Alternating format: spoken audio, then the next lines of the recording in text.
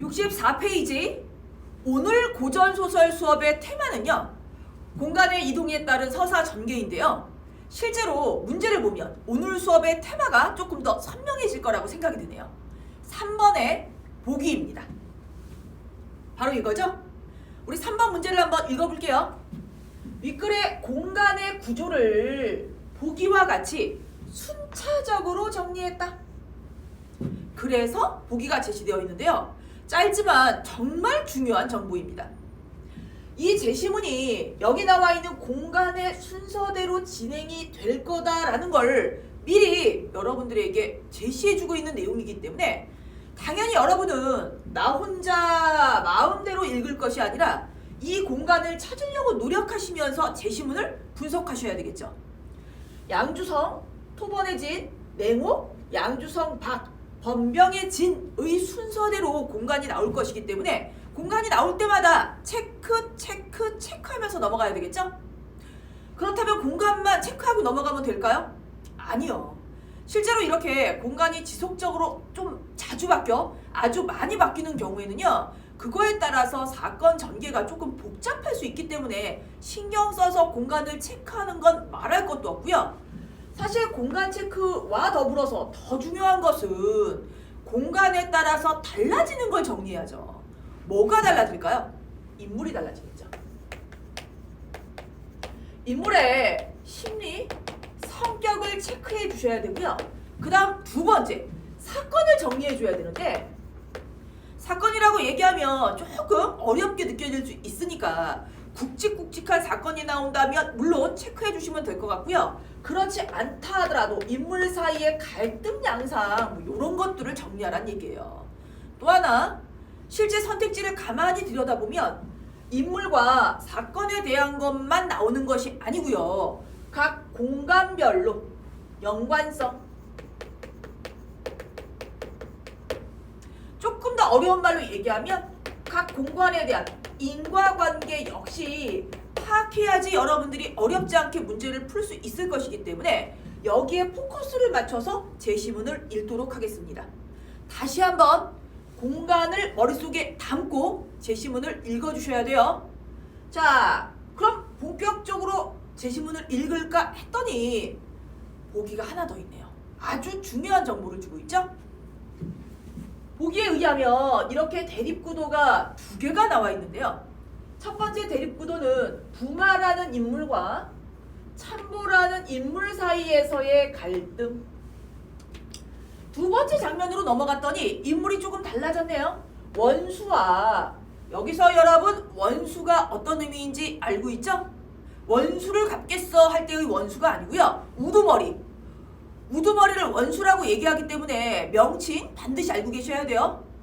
어느 우두머리와 참보 사이에서의 갈등 양상이 이렇게 대결구도 1과 대결구도 2로 나뉘어져 있는데요. 그 얘기는요, 아주 크게 본다면 이 제시문이 두 개의 장면으로 나뉘어진다는 얘기죠. 그런데 우리는 이 두 개의 장면이 어디서 끊어지는지도 예측할 수가 있네요. 바로 중략이 보이거든요. 찾았나요? 페이지 66페이지에 보면 떡하니 중략 줄거리라고 나와 있는 걸로 보아서 이렇게 끊어지는 이 장면이 무엇을 사이에 두고? 중략을 사이에 두고 앞에서는 부마와 참보 사이에서의 갈등이, 뒤에서는 원수와 참보 사이에서의 대립과 갈등, 대결 구도가 나올 거고요. 거기다가 우리가 3번 문제까지 연결을 시킨다면 공간이 달라지면서 양주성, 토번의 진, 냉옥, 양주성, 박, 번병의 진에 따라서 이 인물들의 갈등 양상이 조금씩 달라지겠구나라는 걸 예측하고 읽어주셔야 훨씬 빠르고 정확하다고요. 됐나요? 예측 결과를 이제부터 확인 작업만 좀 해볼까요? 읽어볼게요. 부마가 드디어 개연히 길이 올라 여러 날을 행하여 양주지경에 이르니, 이 단어가 머릿속에 쏙 들어오셔야 되겠죠? 왜냐하면 앞에서 우리가 양주라고 하는 양주성이라는 공간 개념을 기억하셨더라면 이 부분을 꼭 여기에다가 체크를 하셨어야죠. 또 하나, 앞에서 봤던 것처럼 부마라는 인물이 나와 있죠? 우리는 예측할 수 있습니다. 참모와의 갈등이 펼쳐지겠구나.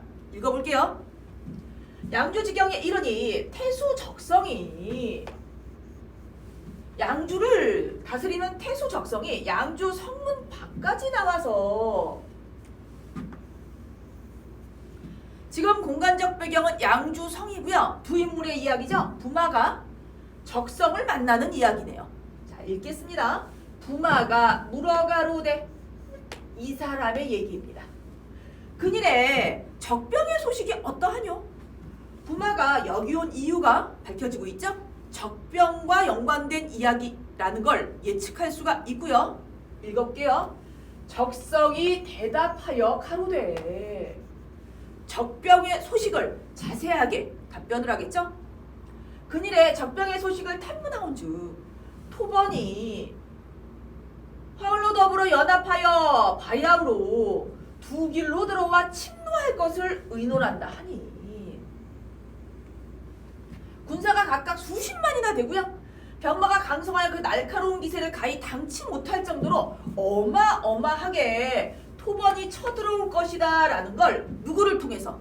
양주성의 태수인 적성을 통해서 부마가 듣게 되는 사연이네요. 그 다음 볼게요. 부마가 듣고 곧 나아가고자 하거늘, 여기서 우리는요 이 행동을 통해서 부마의 성격을 알 수가 있는데요. 굉장히 행동력이 뛰어난 인물이죠. 듣자마자 바로 반응하네요.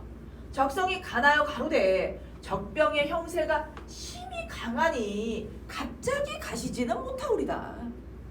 명공은 아직 이성에 머무르며 거라에 표를 올려 대군을 징발하여 몰려오는 날카로운 기세를 막음만 못하도다. 결론, 대군을 징발하여 가지 혼자 가면 안 된다고, 위험하다고요. 자, 그랬더니 밑에 볼게요. 부마 웃어 가로되, 이 인물의 대사와 행동을 통해서 부마가 과연 어떤 인물인지 정확하게 파악이 가능하네요. 엄청나게 강한 기세를 가지고 있는 적병이라고 얘기했지만 지금 부마는 곧장 나아가려고 하고 있고요. 심지어 심히 강성한 적병의 형세를 얘기하면서 조금만 머물러서 있다가 나중에 가라라고 얘기하는 발언에 대해서도 웃으면서 이렇게 얘기하죠. 읽어볼게요. 내가 이미 황명을 받들어. 자, 근거 볼게요. 황명을 받들었다고요. 나는 황명을 받들고 여기 온 사람이에요. 황명을 받들어 오랑캐 나라의 사신으로 왔거늘 어찌 가히 저들의 강성함을 두려워하여 가지 아니하리오. 내가 뭐가 두려워? 나는 황명을 받들어서 여기 온 사람이야. 지금 이 부분에서 우리는 부마라는 인물에 대해서, 이 인물의 성격에 대해서 조금 더 구체적으로 알 수가 있죠. 지금 두려움이 없는 걸로 보아서 자신감이 넘치고요. 이렇게 자신감이 넘치는 것에는요, 황명을 받들어 왔어. 내가 임금의 명으로 왔기 때문에 여기서 멈출 수는 없어 라고 하는 임금의 명을 어떻게든 지켜내려고 하는 사명감이 굉장히 강한 인물이라는 걸 알 수가 있습니다. 자, 우리 이제 3번 문제를 해결할 건데요. 선택지 1번을 해결할 수가 있겠네요. 왜냐하면 공간이 양주성 밖에서 펼쳐지고 있는 이야기니까요. 1번 문제 잠깐만 보겠습니다. 기억은 부마가 문제를 해결하러 가면서 거치는 공간이다. 인물부터 찾을게요. 부마가요. 지금 이 장면에서 부마를 잠깐만 볼게요. 부마는 문제를 해결하러 가면서 잠깐 거치는 공간이다 라고 얘기가 나와 있는데 어떤 문제를 해결하러 가기 위해서 잠깐 머물러 있는 중일까요? 봤더니 적병이 어떠니? 라고 소식을 물어보는 걸로 보아서 적병에게 가는 길에 잠시 들은 거죠? 또 하나, 적병은 누굴까요? 사실은 읽어보면 토번이라는 걸 알 수 있지만 여기서도 확인할 수가 있네요. 기억만 나와 있지만 사실은 니은에 그 다음 부마의 행선지를 놓고 본다면 토번의 진으로 곧바로 들어가겠죠? 그렇기 때문에 실제 부마가 목적하고 가고자 하는 곳은 황명을 받들어서 사신으로 가야 하는 공간은요, 어디라고 해야 될까요? 토번의 진으로 가고 있는 중이라고 할 수 있죠. 그러니까 문제를 해결하기 위해서 원래 목적하고 있는 곳은 토번의 진인데 아주 잠시 양주성에 머물렀다라는 걸 확인할 수가 있습니다. 다음 장면 함께 읽겠습니다. 드디어 적성의 말을 듣지 아니하고 수레 모는 이를 꾸짖어 수레를 몰아가니 토번이 이미 본국을 떠나 백랑아 북편에 진을 친지라. 부마가 곧 토번의 진중에 이르니. 우리 여기에서 부마라는 인물을 네모 체크해야 되고요. 그리고 중요한 단어가 나왔다라는 걸 알고 계셔야 되죠? 바로 토번의 진중. 앞에서 우리가 문제를 통해 확인했던 중요한 공간이었죠. 양조성 다음에 토번의 진으로 부마가 공간을 이동하고 있습니다. 더 읽겠습니다. 참보가 역시 중요한 인물 등장했죠? 아까 문제에서 봤던 부마와 대결 구도를 보였던 바로 그 인물이네요. 읽어볼게요. 참보가 대당천자가 사신을 보내어 이른다는 말을 듣고 이에 막사에 높이 앉아 크게 군대의 위세를 베풀고 기다리니. 여기서 참보라는 인물의 성격이 보이네요.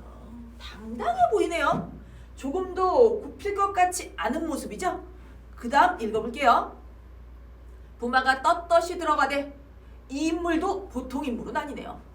당당한 기세에도 전혀 눌리지 않고요. 아주 떳떳하게 적진으로 들어가고 있는 부마의 모습입니다. 참부가 의자에 걸터 앉아 움직이지 않거늘. 그럼에도 불구하고 손님이 왔지만 전혀 예의를 갖추지 않고 있는 모습이죠. 부마 얘기할게요. 부마가 책망하여 가로되. 보통이 아닌 당당한 두 인물의 대립이 갈등이 점점 고조될 걸 예측할 수 있게끔 두 사람의 행동이 지금 제시가 되어 있죠. 그 다음 부마가 하는 이야기를 잘 들어보도록 하겠습니다. 우리 천조 대신이 황명을 받들어 이르거늘. 지금 여기서 부마는요, 내가 여기 왜 왔는지 밝히고 있습니다. 나는 황명을 받들고 온 거야. 그러니까 네가 이렇게 건방지게 앉아있으면 안 되지. 그래서 책망하는 말하기인 거죠. 그 다음 읽을게요. 오랑캐 왕은 어찌 내려 영접치 아니하고 거만함이 이 같으뇨. 자, 여기서 오랑캐 왕은 누구일까요? 참보를 향해서 하는 이야기이기 때문에 참보를 지칭하는 말이구나라는 걸 알 수가 있죠. 그 다음 보도록 하겠습니다. 참보가 소리를 질러 가로되. 여기서 참보 역시 수그러들 기미가 전혀 없네요. 두 사람의 갈등이 점점 심화, 고조될 것이라는 걸 예측할 수가 있죠. 우리는 여기에서 참보의 대사를 통해서 이 인물의 말하기 방식 한번 체크해 보려고요. 이 사람의 말하기 방식에서 결론과 의도, 그러니까 거기에다가 근거까지 정확하게 정리해야 된다는 걸 지난 시간에 선생님과 함께 공부했었죠? 읽어보도록 하겠습니다. 전일에 우리나라가 군사를 발하여 서로 구원치 아니하였으면 중국이 어찌 능히 번진의 나라를 평정하였으리요. 자, 얘가 큰 소리치는 첫 번째 이유입니다. 일단 첫 번째는요, 우리나라가 너를 구해줬다고요. 우리나라가 중국인 너희 나라를 구해주고 도와준 거예요. 중국이 어찌 능히 번진의 나라를 평정했겠어? 우리가 아니었더라면. 더 읽을게요. 그런데 대당 황제가 나의 큰 은덕을 잊고 해마다 금과 은 비단을 보내는 것이 점점 줄어들고 있으니 얘가 바로 얘가 화내는 두 번째 이유죠. 이런 큰 은혜를 잊어버리고 금과 비단을 보내야 되는데 양이 점점 줄고 있어 화가 난다는 얘기겠죠. 자, 그 다음 세 번째, 또 거기다 나까지 의심하네요. 나를 의심해서 수왕성까지 쌓았으니, 자, 결론, 내가 너희 나라한테 왜 이런 수모를 받아야 돼? 더 읽을게요. 이것이 어찌 화친하는 도리리요. 결론적으로 얘기하면 그래서 화친을 깨겠다는 얘기죠. 세 가지 약속을 네가 어겼기 때문에. 첫 번째, 우리가 도와줬음에도 불구하고 우리가 도와준 거 맞잖아. 그런데 두 번째, 은혜를 잊어버린 채 금과 비단을 점점 조금씩 보내고 있을 뿐만 아니라 세 번째, 심지어 나를 의심해서 성까지 쌓았잖아. 우리는 이제 화친 그만. 이게 바로 결론이죠. 자, 그 다음 볼게요. 이제 수십만 대군을 거느려 장차 중국으로 곧바로 들어가 맹약을 위반한 연고를 묻고자 하거늘 너는 어린아이로서 감히 와 무슨 말을 하는가? 쳐들어갈 거야. 화친 깰 거야. 지금 참모의 말하기 방식 잘 정리해 주세요. 자, 그 다음 볼게요. 부마가 가히 말로써 그 기세를 꺾을 수 없음을 알고 크게 꾸짖어 가로되 부마 역시 이 이야기에 수그러들 기미가 없습니다. 크게 꾸짖어 가로되 오랑캐 왕이 망령되이 병마의 강함을 믿고 신하로서의 예를 전혀 없이 하니.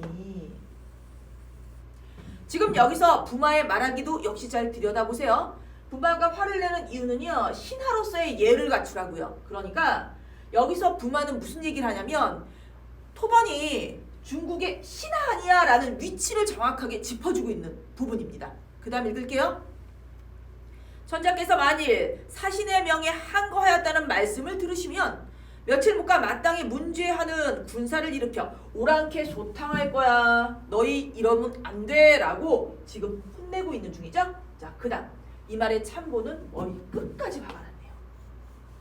서술자가 다 써준다고 얘기했습니다. 화가 머리 끝까지 나서 좌우에 명하여 끌어내리게 하고 협박하여 절을 하게 하니. 자, 부마 어떤지 볼까요? 굴하지 아니하더라. 보통 사람 아니죠? 그 다음 밑에 천조 대신이 어찌 가히 개와 양의 무리에게 굴하리오.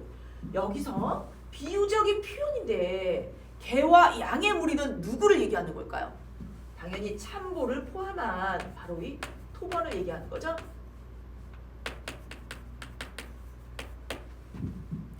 이런 표현까지, 즉 대상을 낮추는 표현을 했기 때문에 당연히 참보는 화가 머리 끝까지 날 수밖에 없죠.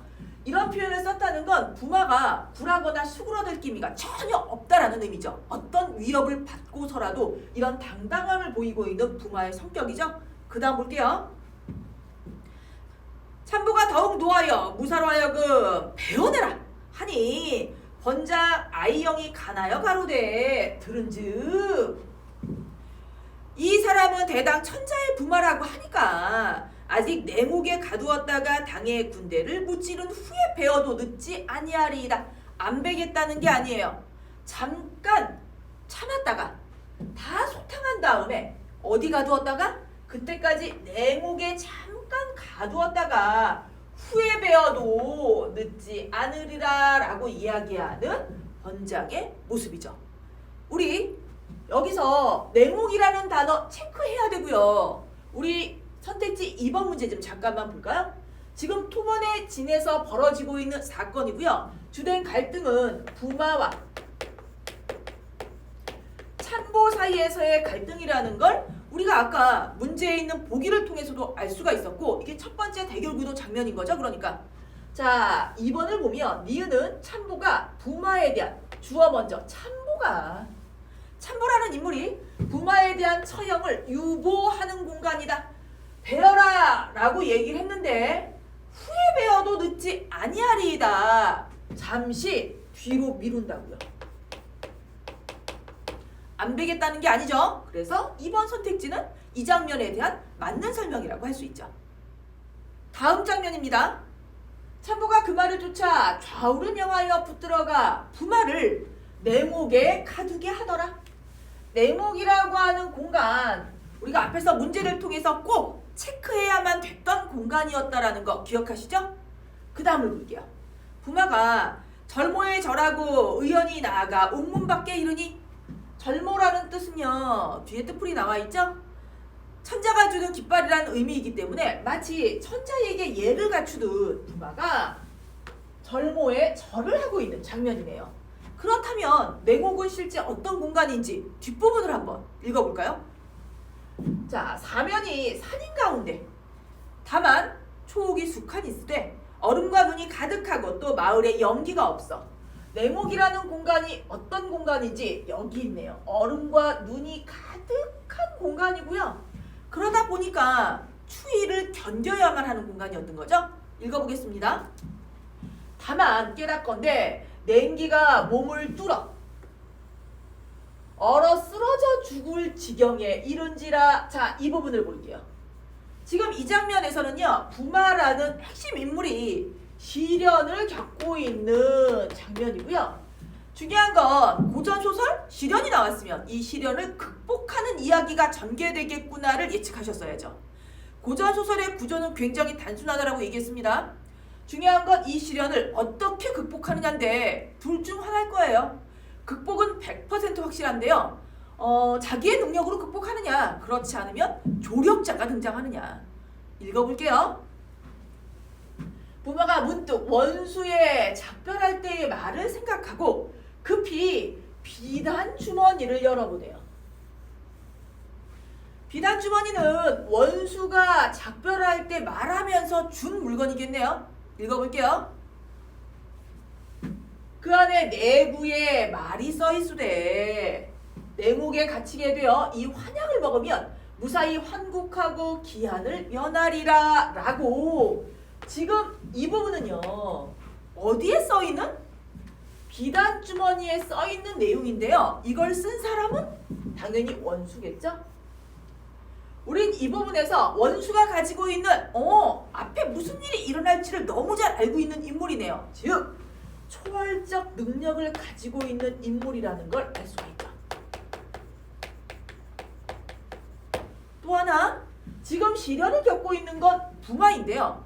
부마가 이 시련을 어떻게 극복하나라고 가만히 들여다봤더니 바로 이 초월적 능력을 가지고 있는 조력자의 도움을 통해서 시련을 극복하는 장면이네요. 읽어볼게요. 부마가 보기를 다 하더니 크게 놀라 또 안을 열어보니 안에 환약 수십 개가 있으되 작기가 파루시가 같고 그 다음에 그 빛이 붉고 검은지라 시험에서 4-5개를 먹은 즉 문득 사지가 따뜻하고 골절이 화평하여 냉기가 능히 침놓지 못하거늘 부마가 마음속으로 기이함을 일컫고 생각하되 이렇게 생각합니다. 부마의 생각이죠? 원수는 진실로 선인이로다. 이거 신선 아냐? 이 정도면 대단한 걸. 어찌 능히 내가 오늘날 재익이 있을 줄 미리 알고 이 약을 어떻게 준 거지? 하고 깜짝 놀라는 장면이네요.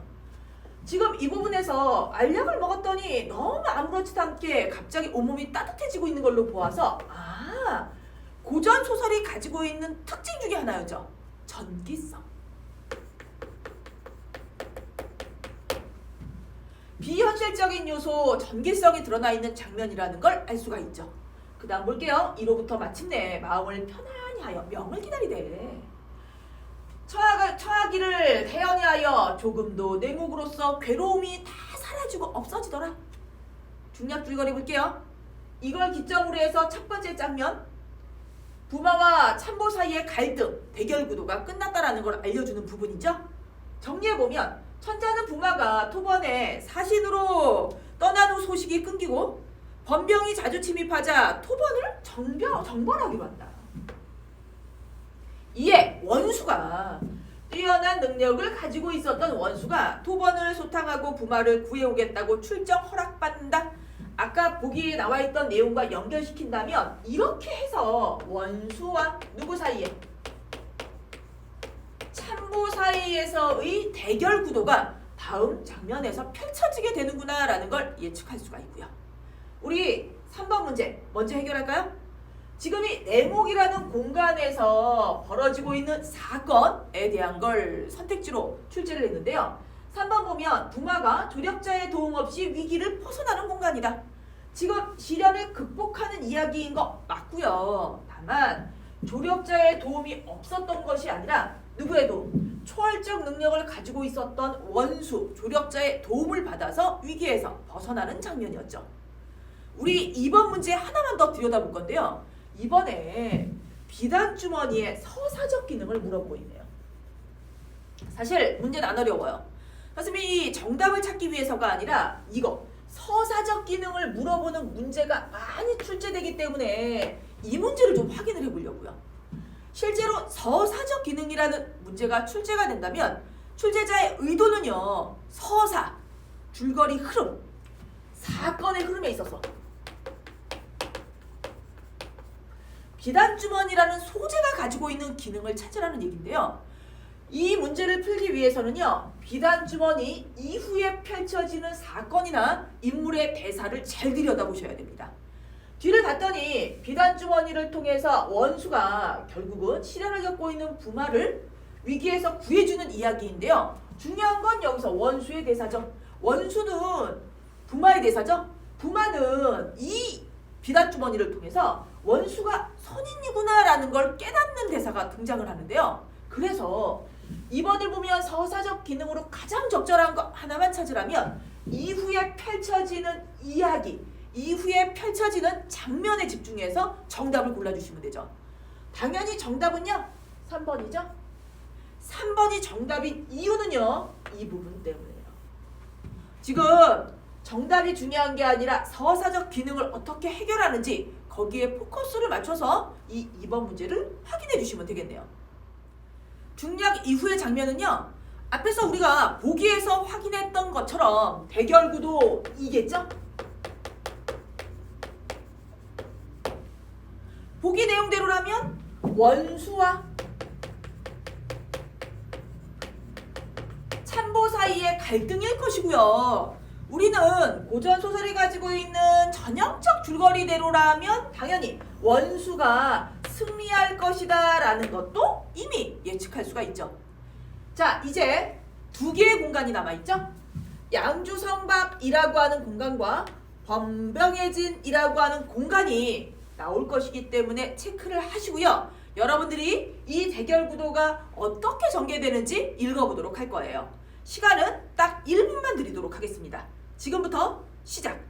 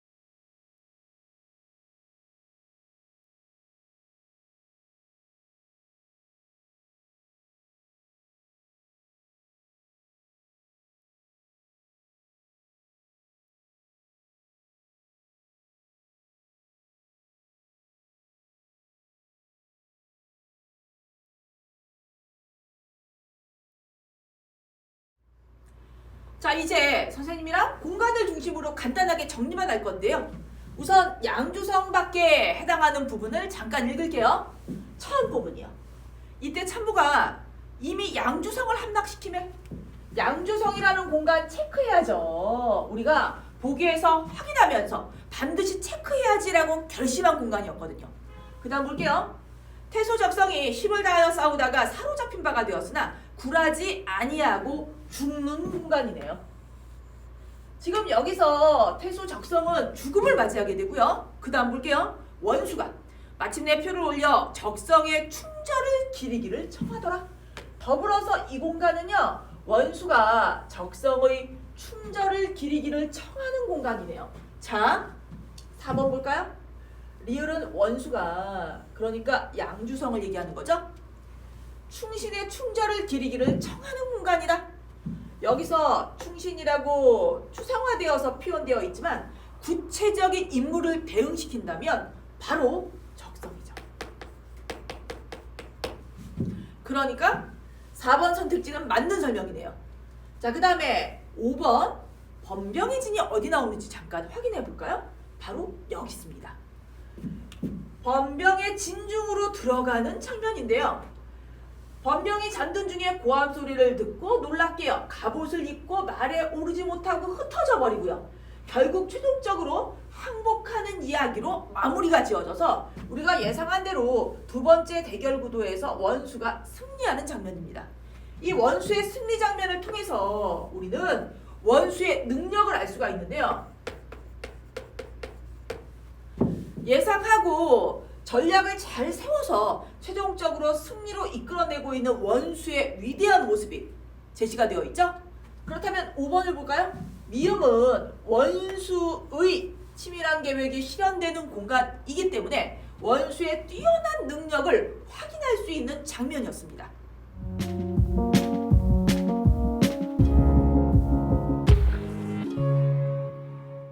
70페이지 두 번째 작품 화산중봉기라는 작품인데요. 이 작품은 희한하게 아주 어려운 내용이 아님에도 불구하고 실제 모의고사에서 학생들의 오답률이 꽤 많은 작품 중에 하나입니다. 왜 그럴까요? 우리 오늘 이 기출문제를 풀고 정리하면서 그 이유를 한번 살펴보도록 할 건데요. 본격적으로 제시문 읽기 이전에 보기에 나와 있는 핵심에 대한 중요한 정보가 있다면 먼저 체크하고 정리한 후에 제시문을 분석해야 되겠죠? 보기를 먼저 살펴보도록 할게요. 이 작품에는 고전소설의 다양한 양상이 포함되어 있다. 우선 남녀 주인공이 헤어져 고통과 시련을 겪다가 재회하는 구조가 드러난다. 자, 이 작품 구조는요. 남녀 주인공이 헤어졌다가 다시 재회하는 기본적 구성을 그대로 따르고 있고요. 그 다음 또한 남자 주인공의 실종으로 인해 진짜와 가짜 여부를 밝히는 재판까지 벌어지는 등 송사소설의 특징도 드러난다. 이 작품의 재판 과정이 드러나는데 이유도 나와 있네요. 남자 주인공이 실종이 된다고요. 실종된 남자 주인공 때문에 진짜냐 가짜냐를 밝히기 위한 재판, 송사소설의 구조가 펼쳐질 거고요. 그 다음에 마지막으로 궁지에 몰리면서도 절개를 지키려고 하는 여자 주인공의 모습을 통해서 정절감의 특징도 보여준다. 사실 보기 내용을 정리했더니 이 정도면 이 작품의 내용을 싹 다 여러분에게 제공해 준 거 아닌가요? 그러니까 남자 여자 헤어졌다가 만나는 구조인데 남자는 실종되었다가 진짜 가짜를 밝히는 이야기에서 재판 과정이 펼쳐질 거고요. 그리고 마지막으로 여자 주인공은요 끝까지 정절을 지키기 위해 최선을 다할 거고요. 자, 그러면 실제 보기에서 얘기한 이 내용이 얼마나 자세하게 펼쳐지는지 여러분들이 읽을 건데요. 지금부터 3분의 시간만 드리겠습니다.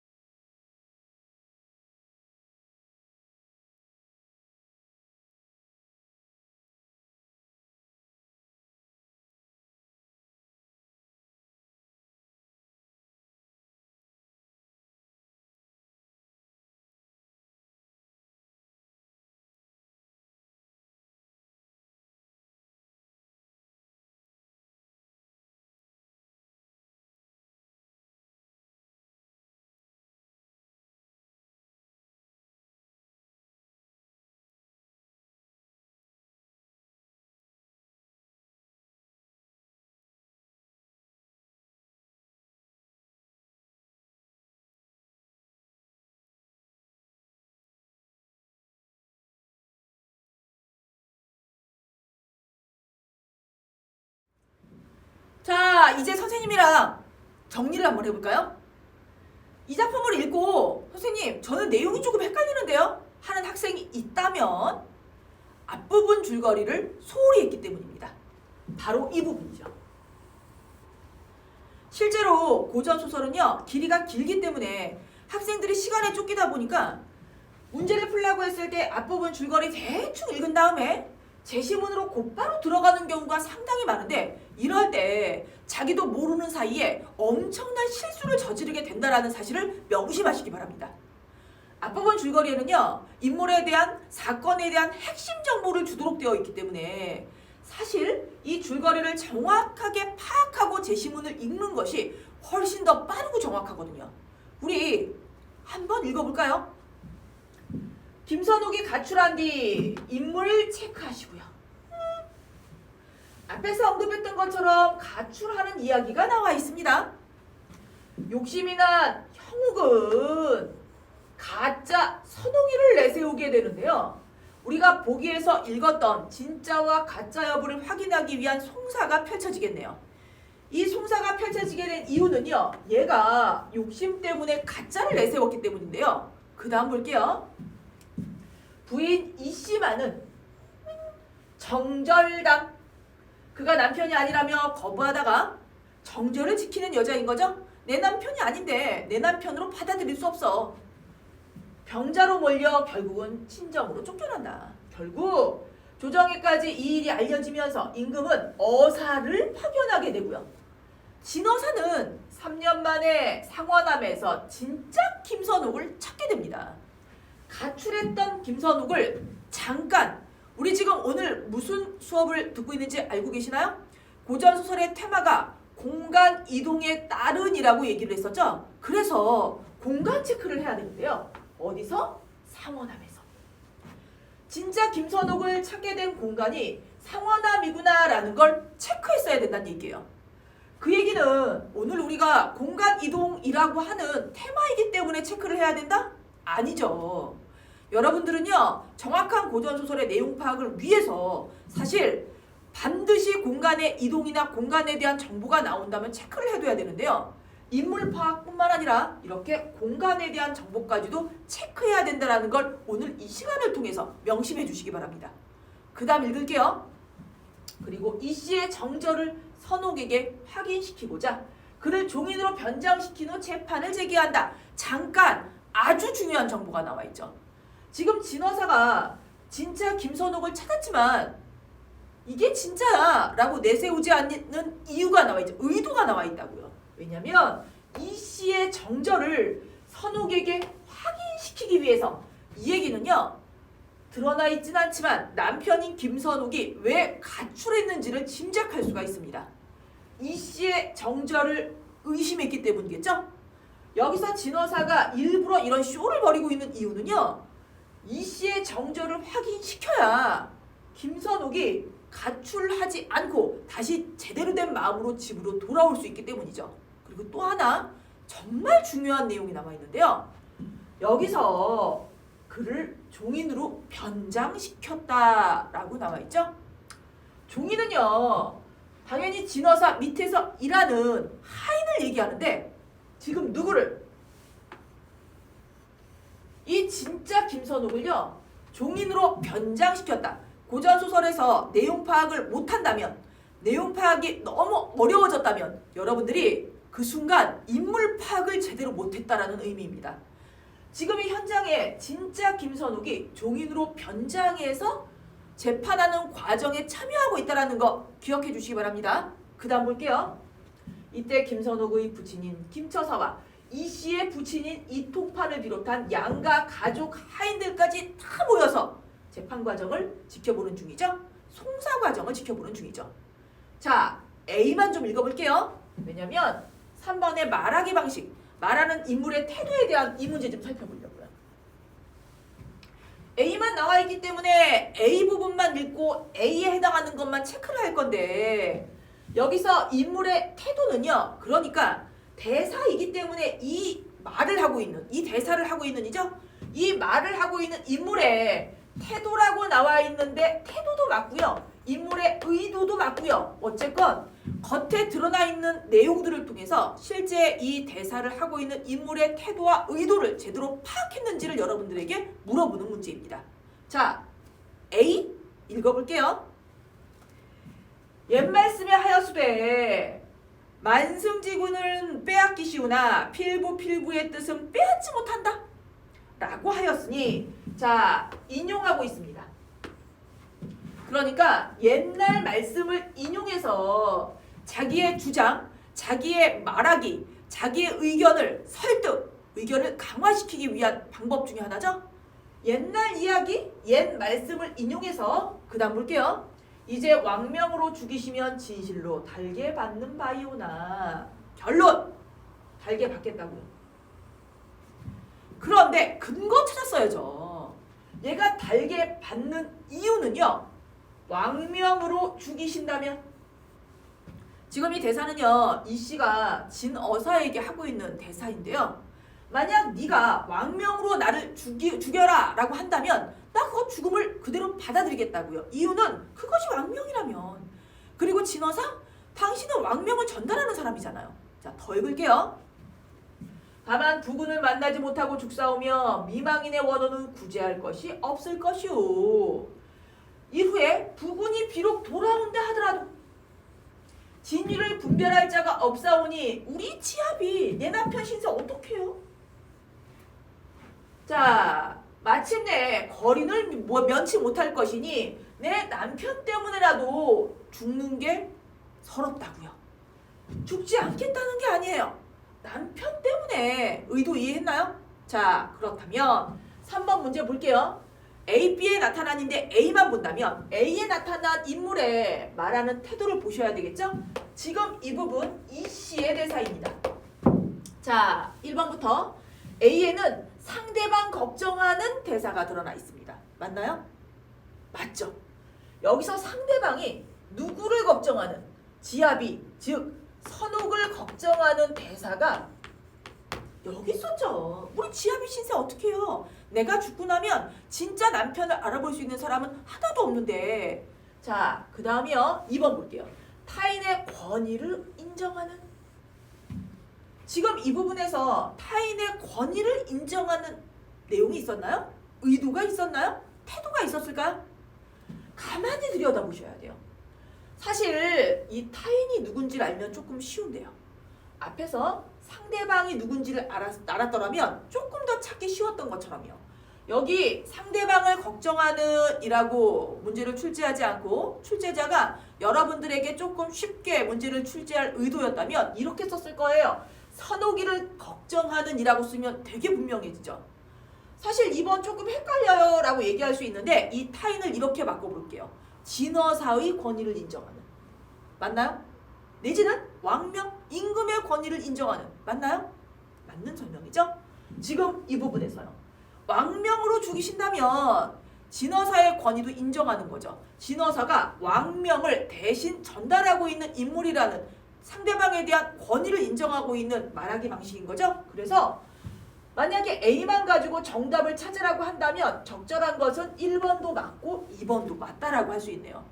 실제로 잘 못 찾더라고요. 그래서 만약 이 문제가 잘 이해가 안 됐던 사람이라면 다시 한번 이 부분에서 체크하고 확인해 줄 필요가 있네요. 그럼 이제 중략 다음 장면을 같이 정리를 해볼 건데요. 1번에 나와 있는 공간의 이동과 연결을 시켜보려고 합니다. 1번 문제에 나와 있는 표를 가만히 들여다보니까 아까 처음 문제에서 우리가 봤던 공간의 이동과 굉장히 흡사해 보이는데요. 사실 그렇지가 않죠. 처음 봤던 공간의 이동은요. 문제에 선명하게 이렇게 쓰여 있었죠. 순차적으로 정리했다고.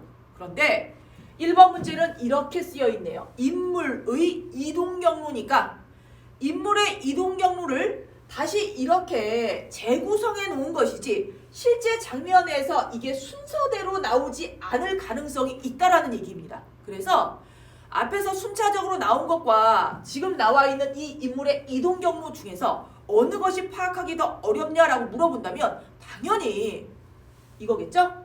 순서대로 나오지 않을 것이기 때문이죠. 그러니까 다시 한번 얘기하지만 이 공간에 대해서 정확하게 기억하고 있다가 제시문에서 찾아줘야 되는데요. 사실 딱 하나 눈에 띄는 게 있네요. 바로 상원암이죠. 우리 앞부분 줄거리에서 진어사가 상원암에서 진짜 김선옥을 찾았죠.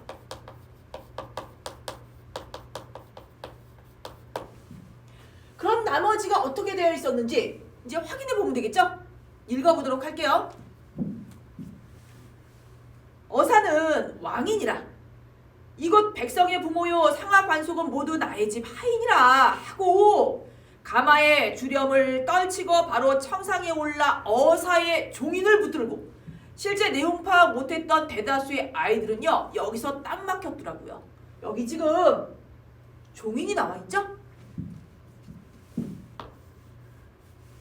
우리 앞부분 줄거리 혹시 기억하시나요?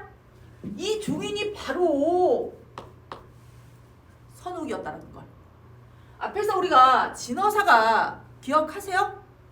이 씨의 정절을 확인시키기 위해서 일부러 선옥이를 선옥의 상태로 놔두는 것이 아니라 종인으로 변장시켜서 재판장에 놔뒀죠. 그래서 이 종인이 바로 진짜 선옥이구나라는 걸 알고 계셨어야 그 이후에 내용 파악이 가능하다라는 얘기죠. 그 다음 읽어볼게요. 자, 장부가 어디에 갔다가 이제야 왔나뇨? 라고 종인을 붙들고 장부 남편이라고 불러주고 있네요. 누가? 이 씨가. 자, 그 다음 볼게요. 하고 이날 혼절하니 통판이 딸아이에 혼절함을 보고 대경실색하여 약을 갈아 입에 넣고 사지를 만지며 부르짖었다. 낭자가 겨우 정신을 수습하여 눈을 들어보니 부군이 또한 기절해있고 지금 식구들이 기절하고 있는 장면이네요. 왜냐? 느닷 없이 가짜 선옥이 진짜인 줄 알았는데 이렇게 진짜 선옥이 나타났으니까요. 자, 그 다음 볼게요. 부친으로 더불어 치료하니 당상당하에서 보는 자가 놀라 괴이하게 여기지 않는 자가 없었고 처사 부부와 송정에 있던 자가 그 곡절을 알지 못하고 면면이 서로 보아 어떻게 할 바를 깨닫지 못하며 가짜 선옥과 형옥은 낯이 흑빛이 되어 떨기를 맞이 아니하였다. 자, 송정이라고 하는 공간이 나와 있죠? 체크를 해보도록 할게요. 바로 여기 있습니다. 송사가 벌어지고 있는 장소를 얘기하는데요. 지금 진짜 선옥의 등장으로 모두가 깜짝 놀라고 있는 장면이고요. 특히나 이를 꾸미고 있었던 가짜 선옥과 형옥은요. 벌벌 떨면서 이 이후의 상황을 지켜볼 수밖에 없겠죠? 그 다음에 읽을게요. 이때 어사가 광경을 보니 이 씨의 절개도 갸륵하거니와 왜? 유일하게 남편을 알아본 사람이니까요. 모두가 가짜에게 속을 때 진짜를 알아본 사람은 딱 하나 부인뿐이었죠. 부인의 정절. 자, 그 다음 읽겠습니다. 선옥의 진리를 아는 지혜를 마음으로 더욱 탐복하고 몸소 창밖에 나와 이 씨와 선옥을 데리고 들어와 즉시 이 씨로 수양딸을 정하였다. 내 딸해 하고 이 씨를 수양딸로 삼았다고요. 여기까지 됐나요? 자, 그 다음을 보도록 할게요. 이 씨가 수양딸이 됐으니까 부녀지례를 뵈니 어사가 선옥과 이 씨를 가까이 앉히고 이 씨더러 물었다. 이제는 어사가 이 씨를 딸이라고 부르겠죠? 수양딸을 삼았으니까요. 자, 그 다음 읽겠습니다. 어사의 대사를 볼게요. 여하는 딸아 어찌 가부의 진가를 남편이 진짜 가짜 어떻게 알았어 너? 자, 그 다음이요. 이 씨가 대답했다.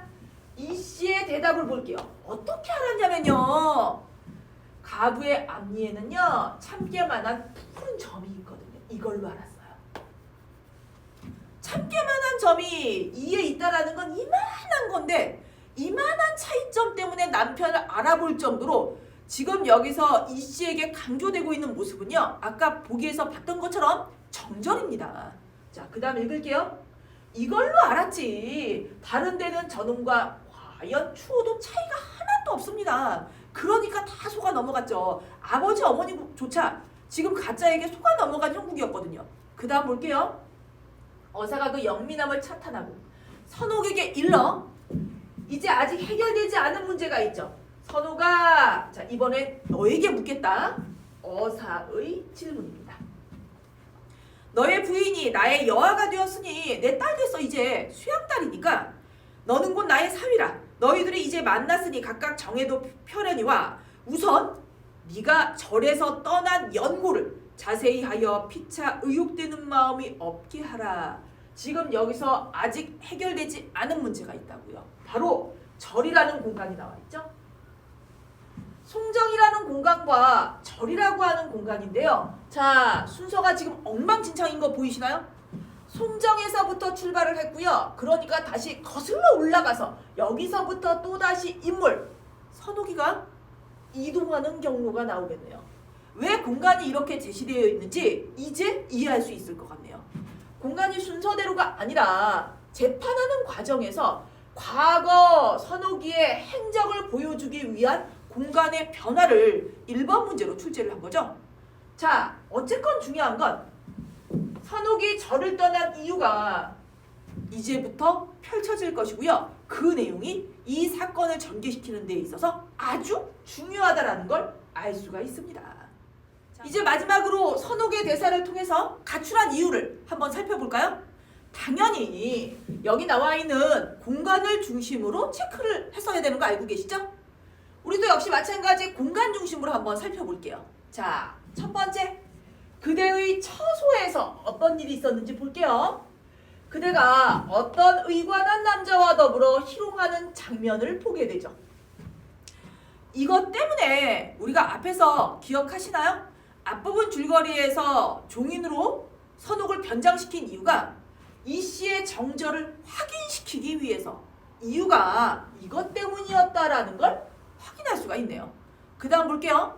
그랬는데 결국은 강변에 가서 불언을 찾고자 하다가 이 말이 무슨 말인지 몰라도 괜찮아요. 뒤에 나와 있잖아요. 뒷부분에서 차마 물에 들지 못하고 그러니까 죽으려고 결심을 했다라는 뜻이네요. 결국은 죽지 못하고요. 이러할진대 어찌 가정을 이룬 즐거움이 있으리요. 차라리 내 몸을 숨겨 세상을 하직하고 세월을 보내야지. 그래서 찾아간 곳이 어디? 상원암이구나 라고 공간 정리할 수 있고요. 그런데 여기서 대인을 만나서 결국은 다시 마을로 돌아오는 얘기네요. 최종적으로 우리가 선옥이 말하려고 하는 이야기의 핵심은요. 그런데 그때 그 사람 누구야? 이걸 확인하고 싶어 하네요. 가출한 이유가 제시되어 있고요. 최종적으로 지금 이 씨의 정절을 확인하고자 하는 선옥의 대사였죠. 우리 이걸 통해서 공간 정리 다시 한번 해볼까요? 앞부분에서는요. 송정에서의 장면이 전개가 됐고요. 지금 선옥의 대사를 통해서 중간에 절에서부터 상원암까지 선옥이 가출한 경로에 대한 이야기가 나와 있었고요.